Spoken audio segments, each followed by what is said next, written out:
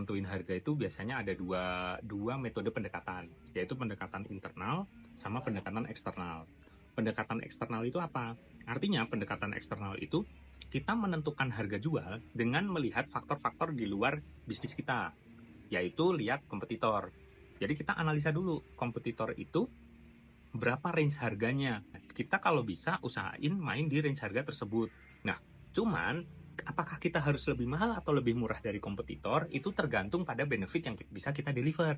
Karena ada tuh yang namanya prinsip value. Value itu rumusnya adalah benefit dibagi dengan harga. Artinya apa? Semakin murah harga jual kita dibandingkan kompetitor, maka value kita akan lebih baik, meskipun benefitnya sama, atau mungkin sedikit lebih rendah. Tapi kalau misalkan kita harga jualnya lebih mahal, terpaksanya harus lebih mahal, ya artinya kita harus bisa deliver benefit yang lebih tinggi daripada kompetitor. Supaya apa? Yang kita kejar itu adalah value yang kita deliver, terlepas dari harganya lebih rendah atau lebih tinggi, itu bisa minimal sama dengan kompetitor. Nah, jadi itu strategi menentukan harga dari sisi eksternal. Nah, yang kedua itu kita menentukan harga jual dengan melihat faktor internal. Faktor internal itu adalah cost structure. Jadi teman-teman harus breakdown dulu tuh, berapa COGS-nya, berapa operational cost-nya, berapa variable cost-nya, terus berapa target marketing spending-nya, berapa persen dari harga jual. Nah, ketika teman-teman berhasil membreakdown itu semua, teman-teman tuh nanti jadi punya gambaran bahwa berapa sih sebenarnya margin kotor yang harus dihasilkan oleh produkku. Oke, kita bisa bilang di sini ada yang namanya fixed cost ya, operational cost. Operational cost kan mungkin agak susah ya kalau kita mau masukin ke dalam harga jual produk.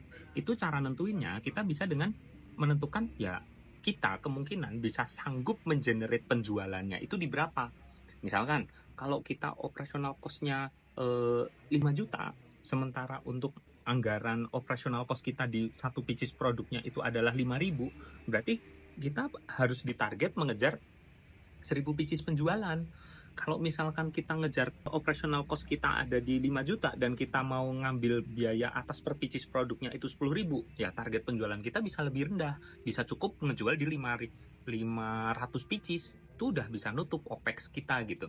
Nah, itu ngaruhnya ke sana. Dan teman-teman bisa tentuin berapa angka ideal yang dimasukkan dengan mengetahui faktor eksternal yang kita bahas sebelumnya tadi gitu.